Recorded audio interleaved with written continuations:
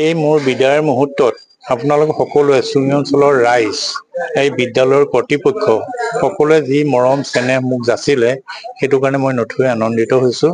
সুদীৰ্ঘ ৩২ বছৰ কাল ইয়াত মই শিক্ষকতা কৰিলোঁ। মই এটা বৰ কঠোৰ বিষয় গণিত বিষয়টো সকলোৱে টান পায়, সেই বিষয়টো পঢ়াবলগীয়া হৈছিল। পৰৱৰ্তী পৰ্যায়ত মই ২ বছৰ ৪ মাহ অধ্যক্ষৰ দায়িত্বত থাকিবলগীয়া হ'ল। অধ্যক্ষৰ দায়িত্বটোৱে মোৰ কাৰণে এটা কঠিন সময় আছিল, কাৰণ তাত বহুত প্ৰত্যাহ্বান আছে। স্কুলৰ ৰিজাল্ট, ইনফ্ৰাষ্ট্ৰাকচাৰ সকলো কথা জড়িত আছে। গতিকে সেইখিনি সাধ্যানুসাৰে কোনো বিশেষ গভৰ্ণমেণ্টৰ অনুদান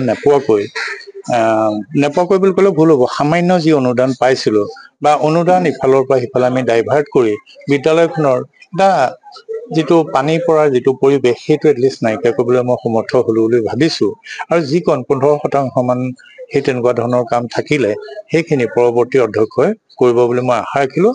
আৰু বিদ্যালয়খনৰ আৰু লগতে এই অঞ্চলৰ ছাত্ৰ ছাত্ৰী আৰু ৰাইজৰ ছাত্ৰ ছাত্ৰী সকলোৰে যথেষ্ট উন্নতি কামনা কৰিলোঁ, যাতে ছাত্ৰ ছাত্ৰীসকল উপকৃত হয়, দেশৰ এজন সুনাগৰিক হৈ বিভিন্ন অঞ্চলত যাতে কাৰ্যনিৰ্বাহ কৰিবলৈ সুবিধা পায়, এই মোৰ আশা। ধন্যবাদ। আমাৰ বিদায়ী অধ্যক্ষ শ্ৰী যুগল চন্দ্ৰ বৰাদেৱৰ আনুষ্ঠানিকভাৱে আমি বিদায় সভাখন অনুষ্ঠিত কৰিলোঁ। আৰু এই বিদায় সভাখনত আমাৰ ইয়াতে বৃহত্তৰ চুঙি অঞ্চলৰ জাতি বৰ্ণ ধৰ্ম নিৰ্বিশেষে প্ৰায় সকল মানুহে আহি আমাক সহযোগিতা আগবঢ়ালে। আমি সেই সকললৈ এই চেগতে আমি আন্তৰিক অভিনন্দন জ্ঞাপন কৰিছোঁ।